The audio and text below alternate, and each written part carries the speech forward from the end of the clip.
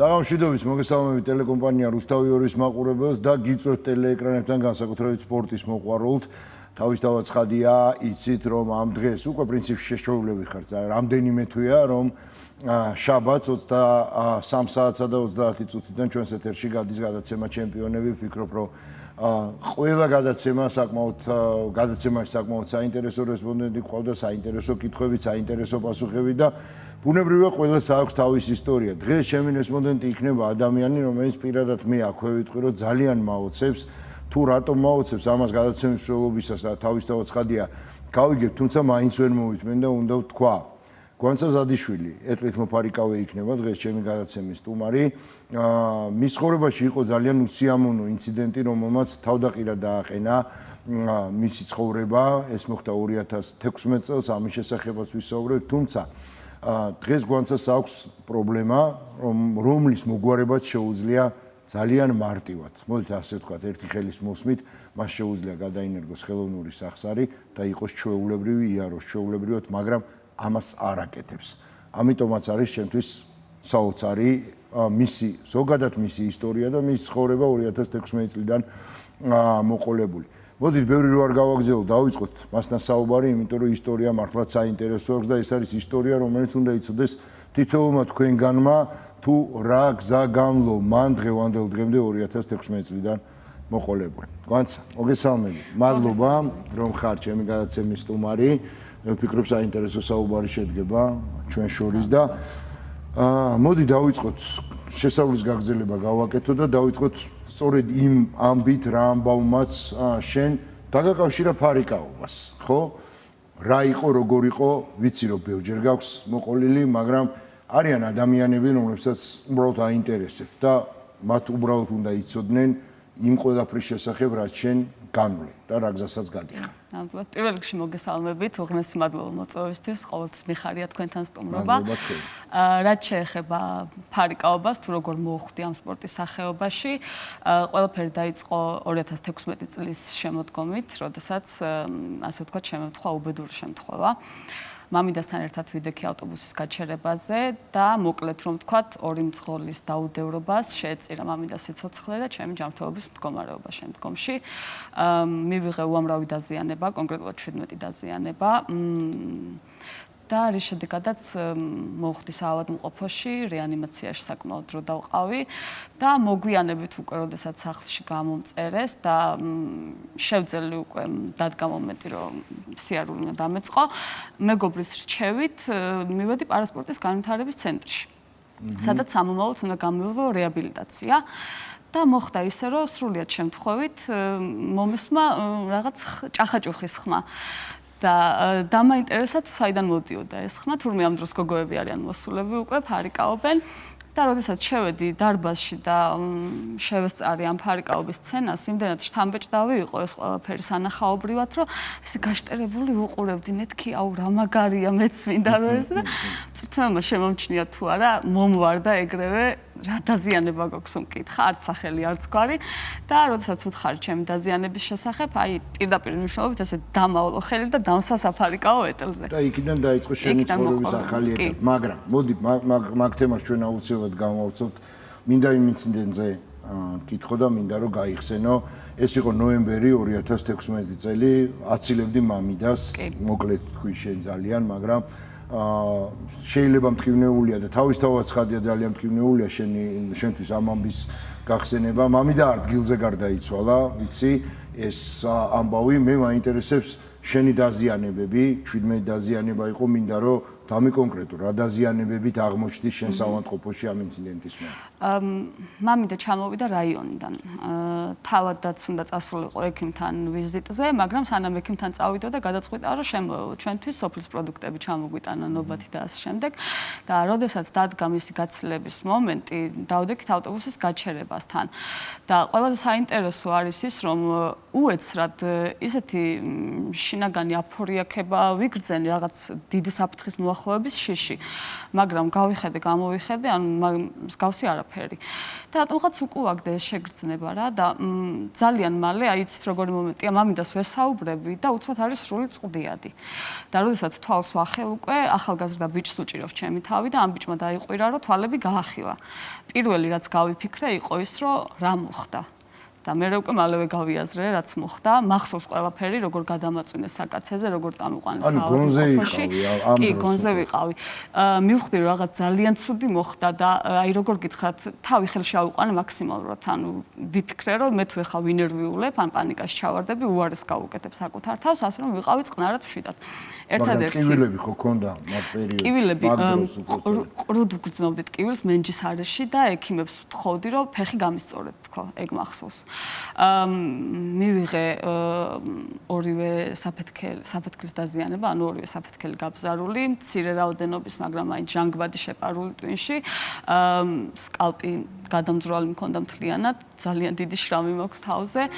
კოჭებში ვიყავი გადამტრეული, კუდისუნის ძვალი მენჯი და ნუ მოკლედ რო შემიყვანეს თავდაპირველად ანუ არც იცოდნენ საიდან უნდა დაეწყოთ რა და ხო ექიმებს და ბოლოს როგორც იქნა ნუ მომვარდნენ გამიჭრეს ტანსაცმელი მახსოვს ეს ყველაფერი და ბოლოს როდესაც საოპერაციოში შემიყვანეს უკვე და ექიმმა ნარკოზის ნიღაბი დამადო აი მაშინ მოვდუნდი მთლიანად და ვიფიქრე რომ თავი ქუდში მაქვს არა და რეალურად აქედან იწყებოდა ყველაფერი სიცოცხლე ჩემი ბედზე ეკიდა ნამდვილად და ექიმები ამბობდნენ რომ სტაბილურად მძიმე მდგომარეობაა, ჩვენ გავაკეთეთ ყველაფერი მაქსიმალურად და დანარჩენი უკვე თავად ორგანიზაცია დამოკიდებულია. რამდენი ოპერაცია გაგიკეთეს? 10-მდე თუ მეტი არა. და ოპერაცია მომიწია, როდესაც უკვე გამომწერეს საავადმყოფოდან მაშინ მომიწია ეგრეთ წოდებული ბუჟირება, იმიტომ რომ მქონდა სასუნთქი მილი, რამაც დამიზიანა, ხორხი მე მგონი თუ არ ვცდები და მომიწია აგრეთვე მაგის ოპერაცია, იმიტომ რომ ვერ ვსუნთქავდი. ძალიან მიჭირდა სუნთქვა. ეს უკვე იყო შემდგომი ეტაპი. კი, როდესაც სახში გამომწერეს. ხო, დაახლოებით ერთი თვე მოგიწია საავადმყოფოში ყოფნა, ხო, აი ამ ინციდენტის მერე. კი, და დედაჩემი ღამღამობით იღვიძებდა და ამოწმებდა ხოლ სუნთქავდა, მე ისე ვიცინე. ანუ ძალიან კრიტიკული მდგომარეობა ჰქონდა და ამას ექიმებიც აღნიშნავდნენ, რომ თუ კი გადარჩება ეს მხოლოდ მასია. ძალიან დიდი რაოდენობის სისხლი მქონდა დაკარგული და მოკლედ ასე შემდეგ. კაი, რა ხდებოდა შენ ცხოვრებაში 2016 ნოემბრამდე? ვინ იყო გვანცაზადიშვილი იქამდე? 2016 წლის ნოემბრამდე გვანცაზადიშვილი იყო პროფესიით გეოლოგი. როდესაც დავამთავრე ბაკალავრიატი, იმავე წელს ჩავაბარე მაგისტრატურაზე და მეოთხე კურსზე, ანუ რისი თქმა მინდა, ჩემს ავარიამდე ერთი წლით ადრე გარდაიცვალა მამა. უნივერსიტეტში არ მომერიდება ამის თქმა, რომ ერთ-ერთი გამორჩეულად კარგი სტუდენტი ვიყავი, მაგრამ მამის გარდაცვალებამ, აი როგორ გითხრათ, ჩამომამხო თავზე ყველაფერი, მთელი ჩემი გეგმები, მიზნები, რაც კი რა მქონდა და ლექტორმა გადამარჩინა, ასე ვთქვათ, როდესაც მეოთხე კურსზე მახსოვს დერეფანში მიმავალი მაჩერებს ლექტორი და მეუბნება, რომ გვანცა, შენ ხო გინდა რომ იმუშაო შენი პროფესიით? მეთქი ნანამას მინდა, ძალიან მინდა. ხოლმე ძალიან კარგი, მაგრამ თბილისში არ იქნება. მეთქი ნანამა სადაც არ უნდა იყოს 900 იქით თუ გინდათ, მაგრამ მინდა. ჭირდებოდა გარემოს შეცვლა, იმიტომ რომ სტრესში ვიყავი რეალურად. დიდი სტრესში ვიყავი. შემოხვედრა IDS ბორჯომის მთავარ ჰიდროგეოლოგს ბატონ თეიმურაზ კოროშინაძეს არაჩვეულებრივი პიროვნება. მოგვიანებით წავედით ბორჯომში, სადაც ვნახე მათი ოფისი, სადაც მუშაობენ, ვნახე ჭაბურღილები და ბატონ თეიმურთან ერთად შევათანხმე უკვე სამაგისტრო ნაშრომის თემა. რაც უნდა დამეწერა. და ყველაზე საინტერესო აქ არის ის ფაქტი, რომ ჩემი ბორჯომში ვიზიტიდან 4 დღეში ხდება უკვე სავარია. ხელახლა მიწევს ადაპტაცია, ხელახლა მიწევს ახალი მიზნები, მანამდე რაც სხვა მიზნები ოცნებები მქონდა ხელმეორედ მე მსხრევა თავზე და ხელმეორედ მიწევს ასე ვთქვათ გამოძრომა ამ სიტუაციიდან. რეალურად გვანცა შენი ცხოვრება იყოფა ორ ეტაპად. ავარიამდე და ავარიის შემდეგ. ავარიიდან ერთი თვის თავზე შენ გამოხვედი საავადმყოფოდან დაახლოებით 6 თვე კიდევ ვერ დადიოდი არ შეგეძლო სიარული. პირველი გამოსვლა შენი ქუჩაში და გქონდა თუ არა იმის შეგრძნება რომ ხალხს რაღაცა გიყურებენ ისე თითქოს ეცოდები. პირველად მოდი ესე ვიტყვი, როდესაც მომეცა შესაძლებლობა, ესეც უნდა ვთქვა აუცილებლად, როდესაც მომეცა შესაძლებლობა ჩემმა ტრავმატოლოგმა დამრთონება, რომ ეს დაზიანებული ფეხი დამედგა ძირს და პირველად როდესაც გავიაზრე, რომ დამოკლებულია, ანუ დავკოჭლდი, ესე იგი ვეღარ ვივლი ისე ვეღარ ასოს როგორც აქამდე დავდიოდი, პირველად და უკანასკნელად, მაგრამ მქონდა საკუთარი თავის შეცოდების მომენტი.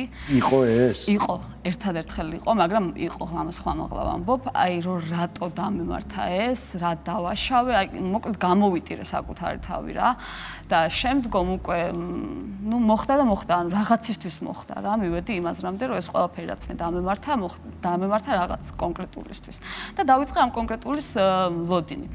ერთადერთი შემთხვევა მახსოვს, როდესაც დედასთან ერთად ვიდექი რიგში და საშუალო ხნის ქალბატონი მოვიდა, დედა ჩემი გვერდით გაიყვანა და ეუბნება, რომ ბრაზილიიდან არიან მომლოცველების გუნდი ჩამოსულიო და თქვენ შვილს დაეხმარებიანო, რათა მეთქი ქალბატონო მელოცა არ მიშველის.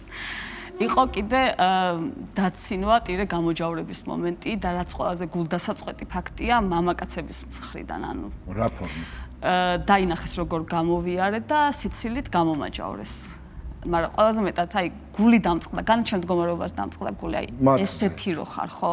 აი მაგაზე დამწყდა ძალიან. პასუხი იყო შენი? არანაირი პასუხი არა. ანუ ჩათვალე რომ იმ მომენტში ყველაზე ადეკვატური იქნებოდა ის პასუხი, რომ არანაირი პასუხი არ ყოფილიყო. აზრიც არ ქონდა მე რომ მივსულიყავ მაგათთან და რაღაც მაღალ მატერიებზე დამეწყო საუბარი. მაგის მერე მსგავსი რამე ყოფილა შენ ცხოვრებაში? ეგორი შემთხვევა იყო მხოლოდ და მხოლოდ.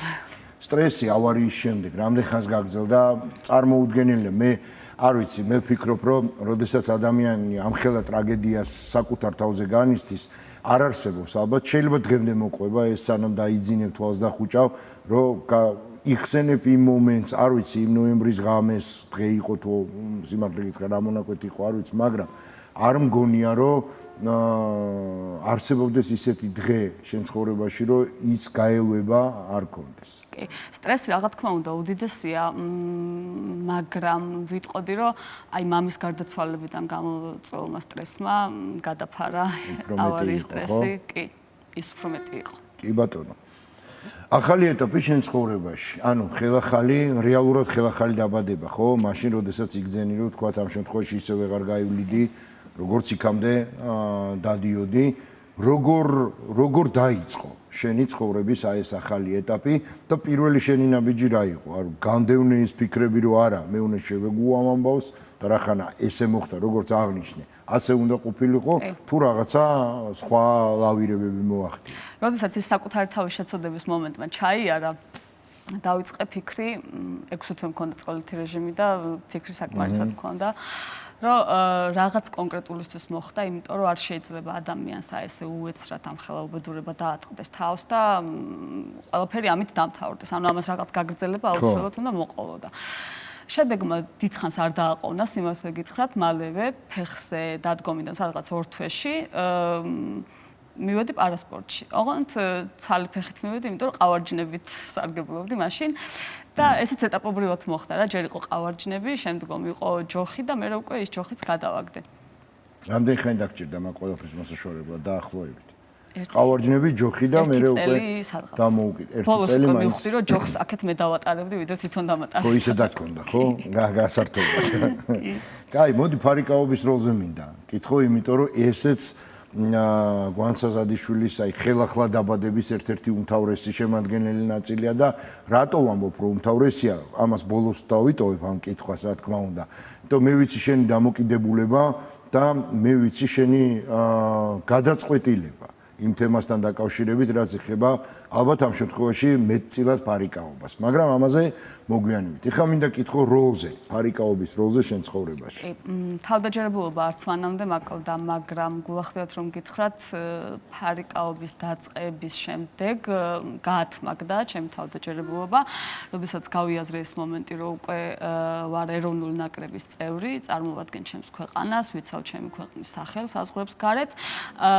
და თან ამასთან ერთად ვდებთ შედეგებს და ძალიან კარგ შედეგებსაც, ამან უდიდესი თავდაჯერებულობა მომცა და რაღაც ისე თავაწეული ამაყად დავიარები რა, იმიტომ რომ ჩემ ქვეყანას წარმოვადგენ. ბოლო-ბოლო მსოფლიო ჩემპიონი ვარ. ბოლო-ბოლო მსოფლიო ჩემპიონი. ეს რა განცდაა? ბოლო-ბოლო მსოფლიო ჩემპიონობა. ძალიან არ ჩვეულებრივი განცდა, არც ვიცი რას უნდა შევადარო. შესანიშნავი განცდაა ნამდვილად. კაი, მაგ შენ მიღწევებზე და ზოგადად ფარიკაობას კიდე შევიხებ, მაგრამ მაშინ აქვე კითხავ, რომ არა ფარიკაობა, აი ამ ვითარებაში უკვე ავარიის მერე ვინ იქნებოდა გვანცაზადიშვილი? ალბათ ისევ გეოლოგი იქნებოდა. თუმცა ძალიან ისეთი გულდაწყვეტილი გეოლოგი, იმიტომ რომ ლაშქრობებზე ვერ ივლიდა და მოუწევდა კაბინეტში საოფისე სამსახურით კი. დაკავებული. კარგი.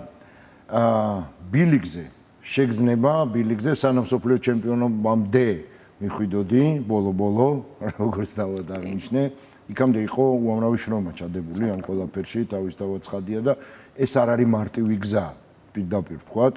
ძალიან რთულია ნებისმიერი ადამიანისთვის, ხო? მე მინდა შენ მომიყვე იმ გზაზე, რა გზაც განვლე დასაწყისიდან იმ უმთავრეს მიღწევამდე, რომელიც შენ გაქვს სპორტის სამსახიობაში. ბილიგზე, აი როგორ გითხრათ, ჩემი ინდივიდუალური ფსიქოლოგია რადიკალურად განსხვავდება გუნდურის ფსიქოლოგიასთან. იმის თქვა მინდა, რომ გუნდურში უფრო თამამი, უფრო მებრძოლი ვარ, რატომღაც, ვიდრე ინდივიდუალურში. ინდივიდუალურში მიწევს პირველ რიგში საკუთარ თავთან ბრძოლა და უდიდესი ომის გადატანა, სანამ ბილიგზე გავალ, რომ გადავლახო ეს შინაგანი შიში, მოწინააღმდეგის შიში. გააქვს ეს სტრესი? კი. დაი რა ხო გამოცდილება ხო გაგვანს. ხო ძალიან დიდი გამოცდილება დაგიგროვდა. ეს გარკვეულწილად შედეგზეც ხო თავისთავად ცხადია მოქმედებს. კი.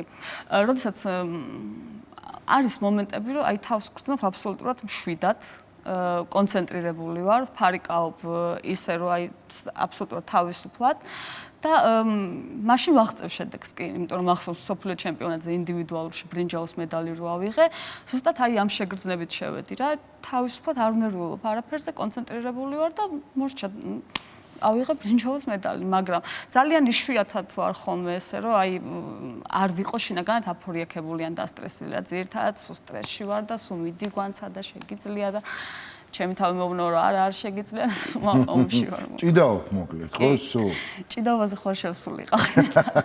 და არ ფიქრობ რომ ამ პრობლემას რაღაცნაირად ამ პრობლემის გადაჭრის გზა უნდა ამ პრობლემის გადაჭრის გზა საჭიროა, მაგრამ მარტო მე რამდენად შევძლებ, არ ვიცი, აუცილებლად ვფიქრობ, რომ სპორტული ფსიქოლოგიც დაგვეხმარება. ძალიან მაგარი გადაწყვეტილება, იმიტომ რომ რატომღაც ქართველები ზოგადად ზეგლეთ უყურებენ ამ თემას და ძალიან ბოდის ვიხდი ყველასთან, მაგრამ დღევანდელ სპორტში როცა პირობითად ფრანკს, იტალიელს, ესპანელს, გერმანელს ყველას ხავს თავიანთი სპორტული ფსიქოლოგი, რატომ არის ეს სამარცხვინო ჩვენთვის? მე ამას ვერ ვიგებ. ამიტომ შენ მოსაგები გაქვს ძალიან ბევრი რამ და მათ შორის შენს და გოგოებსაც ამას ყოველთვის ვამბობ და ყველა ჩემ მოქმედ სპორტსმენს ვეუბნები, ვინც ინტერვიუზე მოდის, რომ თავარი ამოსავალი წერტილი თქვენთვის არის ოლიმპიადა, პარალიმპიადა ამ შემთხვევაში. ეს მოსაგები გაქვს. მყარი ფსიქოლოგიის გარეშე ამას ვერ გაქვს. რა თქმა უნდა. თნელიც მაგას ამბობს 60-70% ფსიქოლოგია და არჩენი ფიზიკური მომზადება, ანუ უმთავრესია ფსიქოლოგია სპორტსმენისთვის. ხო, აი ეს პრობლემა გვანცა, რასაც შენ ხაზი გაუსვი, აი შიში, რაღაცა უსიამოვნო შეგრძნება, ძალიან მაგრად მესმის რა შეგრძნებაც არის. აი თითოეულ მოწინააღმდეგეს, სუსტი მოწინააღმდეგეც რო იყოს, ეს მანდრაჟი მაინც მაქვს რა და მანდრაჟი ყველაზე მაგარი სპორტული ტერმინია, ხო, წყალებში რა თქმა უნდა, მაგრამ მაგას ამ ტერმინს იყენებენ აბსოლუტურად ყველა სპორტის სახეობაში. ხო, ეს მისახედია აუცილებლად და მე ღრმად წავს რომ შემდეგ სტუმრობაზე პრობლემა უკვე აღარ გექნება. ბილიგზე ყოფნა. აი, ეხლა რომ შევხედოთ, უბრალოდ შე რომ გაიხსენო პირველად რომ დადექი ბილიგზე და დღეს მაგალითად. სხვაობა არის შეგრძნებაში თუ ესეც აი ისევ და ისევ მანდრაჟის. კადრებშიც ჩანდა, აი ეხლა ჩანს მე მგონი თუ არ ვწდები რო შევადაროთ მაშინდელი და ეხლა უდიდესი სხვაობაა. შენიშვნები ძალიან ბევრი მაქვს საკუთარ თავისთვის, არ გადავდივარ უკან ისე როგორც საჭიროა. ფიზიკურად ეხლა ბევრად უკეთეს მდგომარეობაში ვარ, ნამდვილად უდიდესი წინსვლაა გაკეთებული.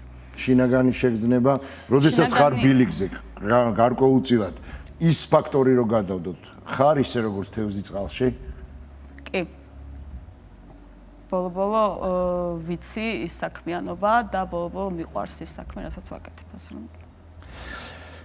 ყველას დასამახსოვრებელი ორთაბრძოლა შენთვის, აი როცა შენ თავს უთხარი რომ კი გვანცა მართალი იყავი, როდესაც აი იმ ჭახაჭუხის ხმას გაყევი. კორეაში ჩატარებული მსოფლიო ჩემპიონატი სეულში. სულ ახალი ჩამოყალიბებული გუნდი ვიყავით და იყო ჩვენთვის რიგით მეორე შეჯიბრი, როგორც გუნდურის თვალსაზრისით. აი იქ განცდილი ემოციები არ იმის მერე სოფლიო ჩემპიონებიც გავხდით, ევროპის ჩემპიონებიც გავხდით, მაგრამ აი ვერ შეედრება პირველი ადგილი არ აგვიღია, ავიღეთ ვერცხლის მედალი. რატო იყო ესეთი განსაკუთრებული? პირველ რიგში რომ რიგით მეორე შეჯიბრი იყო და რაღაც მეც ახალი დაწყებული მქონდა ფარიკაობა, მაგრამ ისეთი ენთუზიაზმით, ისეთი მოგების ჟინით შევედით სამივე, აი რაღაც გავერთიანდით რო იტყვიან რა და ისეთი გუნდები გადავლახეთ, აქამდე რომ ვაგებდით და რაღაც და აი ბოლოს პოლონეთთან მქონდა ძალიან დაძაბული ბრძოლა და რომ გავიმარჯვეთ, აი ვერ ემოციებისგან დავიცალეთ, უკვე ფინალის თავი აღარ გქონდა, ისე ვიყავი. თიბისთან დუელი.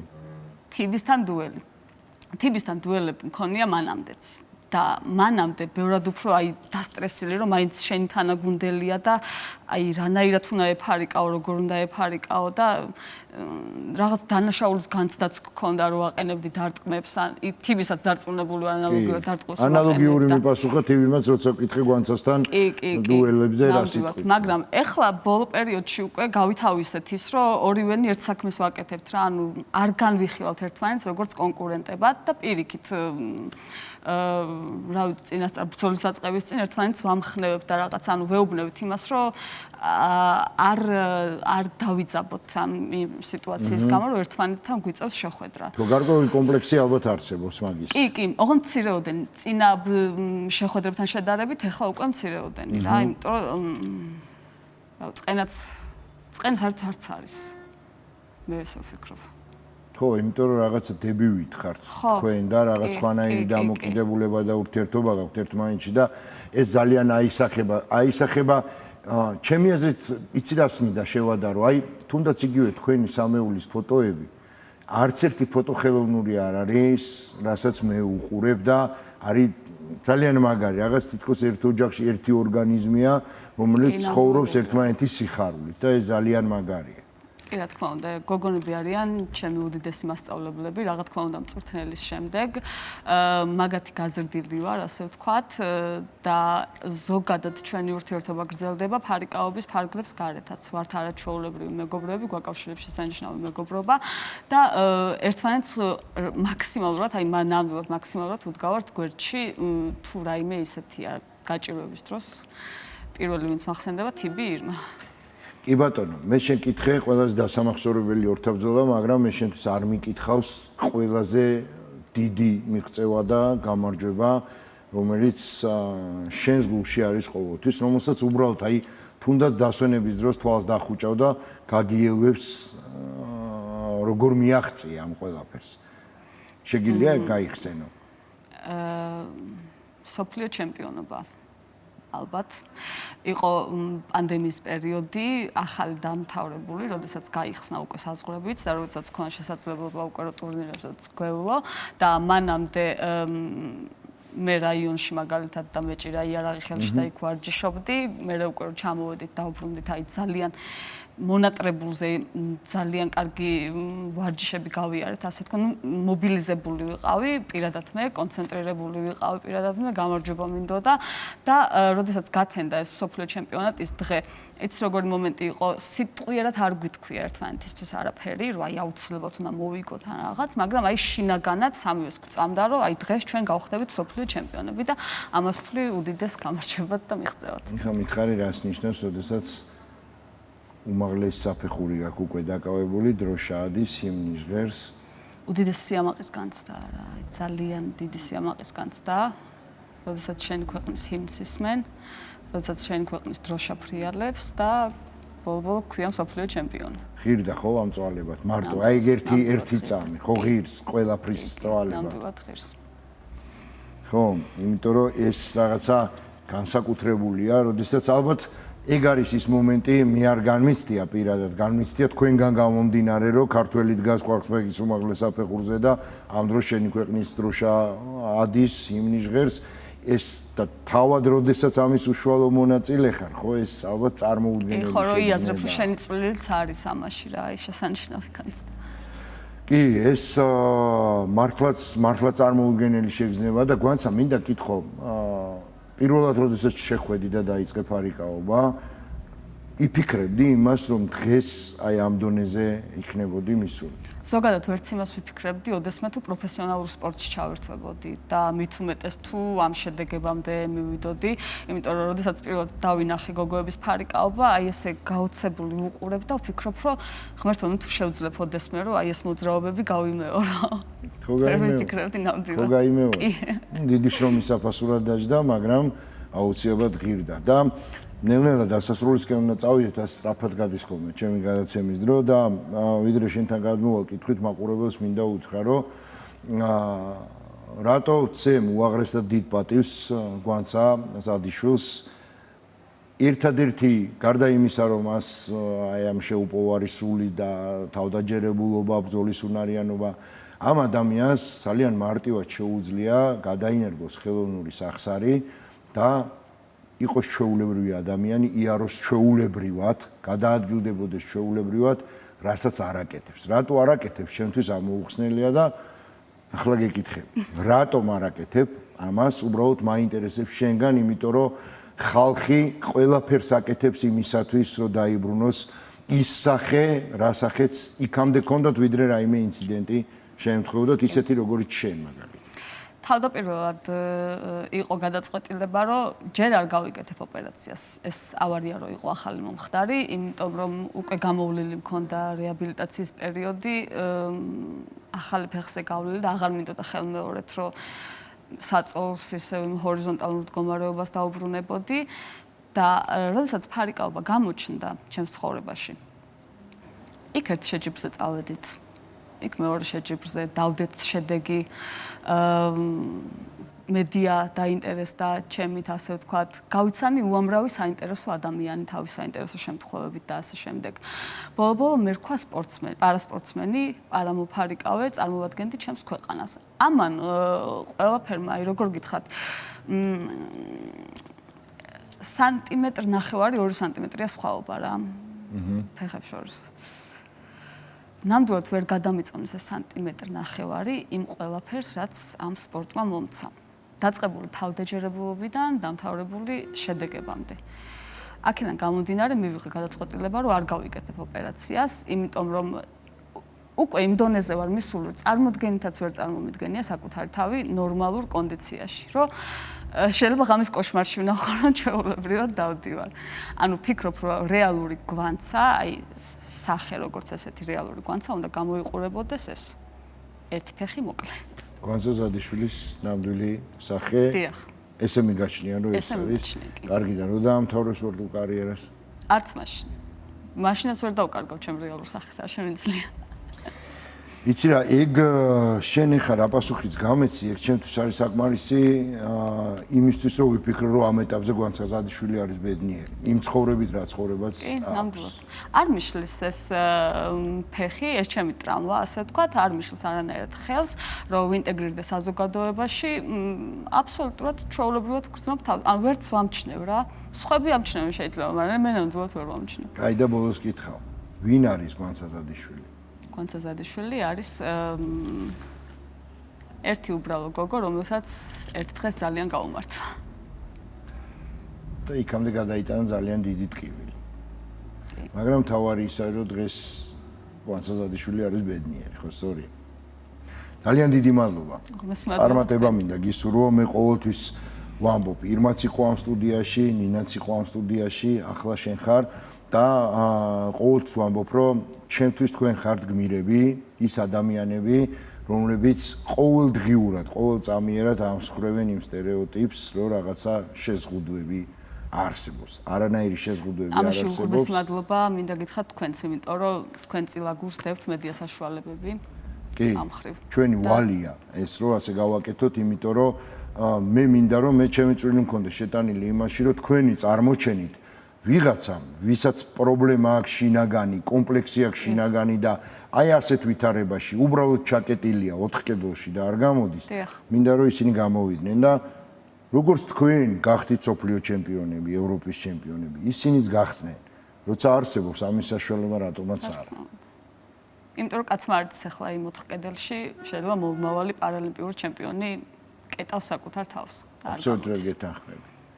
შენი რჩევა უნდა გაითვალისწინო. ეს რჩევაა რეალურად და გზავნილი. აუცილებლად უნდა გამოვიდნენ, ინტეგრირდნენ და გააკეთონ ის გასაკეთებელი, უბრალოდ დადონ ერთი აგური ამ ქვეყნის განვითარებაში და სპორტის განვითარებაში. მადლობა გვანცა. წარმატება მინდა გისურვო და მადლობა იმისთვის, რასაც აკეთებ, როგორც აკეთებ და მოლოდინი გვაქვს კიდევ რომ არაერთი ოქროს медаლი გექნება. მეც მაქვს მაგის მოლოდინი. ფსიქოლოგიურ მდგომარეობას დავილაგებ და კი.